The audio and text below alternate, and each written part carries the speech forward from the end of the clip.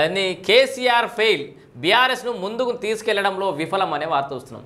నిజంగా ఆ విషయంలో కేసీఆర్ ఫెయిల్ అంటే ఖచ్చితంగా బీఆర్ఎస్ పార్టీ ఎవరైనా చిన్న కార్యకర్త ఎమ్మెల్యేలు మినిస్టర్లు ఏమన్నా తోక జాడిస్తేనే ఇట్లా చిటికె మీద కనుసైగలతోటి శాంతించినటువంటి కల్వకుంట్ల చంద్రశేఖరరావు గారు ఇవాళ తన కుటుంబంలోనే ఓవైపు కొడుకు, ఓవైపు బిడ్డ, మరోవైపు అల్లుడు, ఇట్లా ఎవరు ఏం చేసినా కూడా మాట్లాడలేని పరిస్థితికి వచ్చిండు. వాళ్ళ కంట్రోల్లో పెట్టుకునే పరిస్థితి అయితే కనబడతలేదు.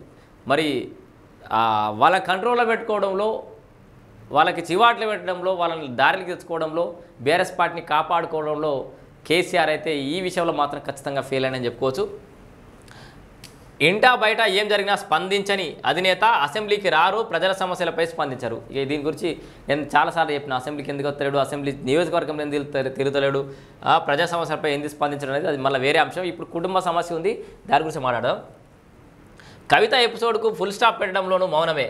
ఆమె వ్యాఖ్యలపై బీఆర్ఎస్లో మిశ్రమ స్పందన. ఈ రకంగానూ కేసీఆర్కు కేడర్ నుంచి ఎదురవుతోన్న నిరసన. సొంత పార్టీలో సమస్యలున్నా పట్టించుకొని గులాబీ బాస్. సో సొంత పార్టీలో కూడా సమస్యలున్న గులాబీ బాస్ పట్టించుకోవట్లేడు. ఫామ్ హౌస్లోనే మకాం అని చెప్పేసి రాజకీయాల్లో వ్యూహాలు రచించడంలో గండడుగా పేరున్న బీఆర్ఎస్ అధినేత కేసీఆర్ అధికారం కోల్పోయిన తర్వాత పార్టీని ముందుకు తీసుకెళ్లడంలో ఫెయిల్ అవుతున్నట్లు సమాచారం జరుగుతోంది. అటు ప్రజా సమస్యలపై ఇటు పార్టీతో జరుగుతున్న పరిణామాలను ఆయన పట్టించుకోకపోవడం ఎందుకు కారణాలుగా చెబుతున్నారు. ప్రతిపక్ష నేతగా ప్రజలు ఎదుర్కొంటున్న సమస్యలపైన కనీసం నోరిప్పట్లేదనే విమర్శలు మొదటి నుంచి కేసీఆర్ను వెంటాడుతున్నాయి. అసెంబ్లీకి మొక్కుబడిగా వస్తారని, వచ్చినా చర్చల్లో పాల్గొన్నారనే అపవాదు ఆయనపై ఉన్నది. సొంత పార్టీలో జరుగుతున్న పరిణామాలు సైతం ఆయన కంట్రోల్ చేయలేకపోతున్నారని, అందుకే కూతురు కవిత ధిక్కార స్వరం వినిపిస్తున్నారనే చర్చ రాజకీయాల్లో హాట్ టాపిక్గా మారింది. ఫామ్ హౌస్లోనే మకాం. పార్టీ అధ్యక్షుడే ఉన్న వ్యక్తి ఎవరైనా లీడర్ కేడర్కు నిత్యం అందుబాటులో ఉండటం సహజం. అందులో ప్రతిపక్ష నేత పదవిలో ఉంటే ఇంకా బిజీగా ఉంటారు. ప్రజల సమస్యలపై పరిష్కారం కోసం అన్నిత్యం ఏదో ఒక ప్రోగ్రాంలో పాల్గొంటారు. కానీ మన రాష్ట్ర మాజీ ముఖ్యమంత్రి, ఉద్యమ నేత, బీఆర్ఎస్ పార్టీ అధినేత కల్వకుంట్ల చంద్రశేఖరరావు గారు మాత్రం ప్రజలకు అందుబాటులో ఉండట్లేదు, పోనీ పార్టీ క్యాడర్కి అందుబాటులో ఉండట్లేదు. జనరల్గానే అధికారం ఉన్నప్పటికంటే అధికారం కోల్పోయాక ప్రతిపక్షాలు ఉన్నప్పుడు ఎక్కువ ప్రజలలో తిరగాలి, ఎక్కువ సమస్యల గురించి మాట్లాడాలి, ప్రజాక్షేత్రంలో పోరాటాలు చేయాలి, యుద్ధాలు చేయాలి, రాస్తారోకాలు చేయాలి, ధర్నాలు చేయాలి. నువ్వు ఎత్తేసినావు ధర్నా చౌక్, కానీ ఆ ధర్నా చౌక్ మళ్ళీ తీసుకొచ్చుకో, ధర్నా చౌక్లో కూర్చోవాలి. మరి ఇవన్నీ మానేసి ఫామ్ హౌస్లో కూర్చున్నాడు. సో నిజంగా కొన్ని ఏళ్ల నుంచి రాజకీయాలు చేసి ఏదో స్పెషలిస్ట్ బ్యాట్స్మెన్ కదా ఫామ్ కోల్పోయినట్టు కల్వకుంట్ల చంద్రశేఖరరావు ఆసక్తి కోల్పోయిండా ఎన్నికల మీద, లేకపోతే నిరాశ చెందిండా, నైరాశ్యంలో కూరుకుపోయిండా, ఆత్మస్థైర్యం దెబ్బతిన్నదా, ఇక ఈ రాజకీయాలు సాలని చెప్పి సాలించుకుంటున్నాడా, ఈ కుటుంబ కలహాలతోటి కలహం చెందిండా? అసలు కల్వకుంట్ల చంద్రశేఖరరావు గారికి ఏమైంది, కేసీఆర్ గారి స్టెప్ ఎలా ఉండబోతుందని ఎదురు చూసి ఏడాదిన్నరకు వచ్చింది. ఇక మనం ఎదురు చూడాల్సిన పని లేదు.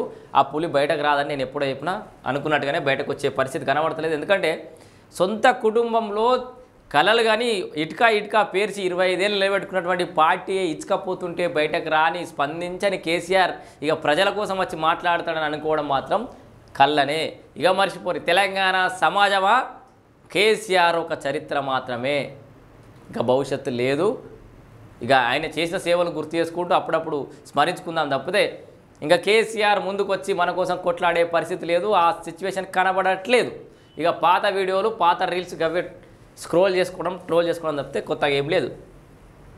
కవితకు దొరకని అపాయింట్మెంట్, తండ్రికి లేఖ ఎందుకు రాయాల్సి వచ్చింది, సోదరి తీరుపై కేటీఆర్ స్వీట్ వార్నింగ్. బీఆర్ఎస్లో రేవంత్ కోవట్లు, అన్ని పార్టీల్లోనూ సీఎంకు కోవట్లున్నారు. నైతికత నిజాయితీ ఉంటే సీఎం పదవికి రాజీనామా చేయాలని కేటీఆర్. ఇట్లా కవిత లేఖ రాసింది అని చెప్పేసి ఒక రోజంతా హోరెత్తించారు.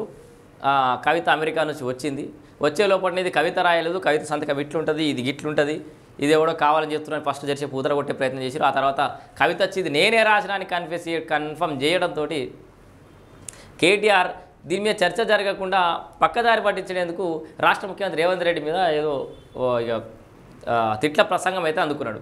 సో ఏదో ఇష్యూ డైవర్ట్ అవుతుందని. లేదు, కవిత, బీఆర్ఎస్ లేక ఈ అంశాలే హైలైట్ పాయింట్గా ఉన్నాయి. మీరు రేవంత్ రెడ్డిని తిట్టడం అనేది కామన్ పాయింట్. సో అది ట్రెండింగ్ టాపిక్ కాదు, మా అందరికీ ఏ ఛానల్ కూడా ట్రెండింగ్ టాపిక్ కాదు. ఖచ్చితంగా కవిత, హరీష్ రావు, కేటీఆర్, కేసీఆర్ ఇప్పుడు ట్రెండింగ్ పాయింట్. మీ పార్టీ విచ్ఛిన్నమవుతుందనేదే ట్రెండింగ్ పాయింట్. బీఆర్ఎస్ పార్టీలో అంతర్గతంగా పోరు జరుగుతుందనేదే ట్రెండింగ్ పాయింట్. అసలు ఏం జరుగుతుందనేదే క్వశ్చన్ మార్క్. సో దాని మీద చర్చ జరుగుతుంది. ఇక కేటీఆర్ ఏదో ఆయన ప్రయత్నం ఆయన చేసిండు కానీ అది వర్కౌట్ అయ్యే పరిస్థితి అయితే కనబడతలేదు. సో మొత్తంగా కేసీఆర్ తెలంగాణ రాష్ట్రాన్ని అంటే అవినీతి చేస్తున్నటువంటి మంత్రులను ఎమ్మెల్యేలను కంట్రోల్ చేయడం ఫెయిల్ అయ్యి అధికారం కోల్పోయి ఇప్పుడు కుటుంబాన్ని కంట్రోల్ చేయడంలో కూడా ఫెయిల్ అయ్యిండు కేసీఆర్ అని చెప్పుకోవచ్చు. ఇక ఇంకొక అంశం ఇది ఇంకొక వేరే అంశానికి పోదాం. ఇది చంద్రశేఖరరావు యొక్క ప్రవర్తన ఆయన తీరు బీఆర్ఎస్ పార్టీ నడుస్తున్నటువంటి తీరు గురించి ఇప్పుడు మాట్లాడుకుందాం. ఇప్పుడు ఇక కవితక్క గురించి మాట్లాడుకుందాం. ఖచ్చితంగా ఇప్పుడు కవితక్కనే కదా కంటెంట్ ఇస్తుంది, మరో షర్మిలక్క కాబోతుందా అని చెప్పేసి పెద్ద చర్చ అయితే నడుస్తుంది.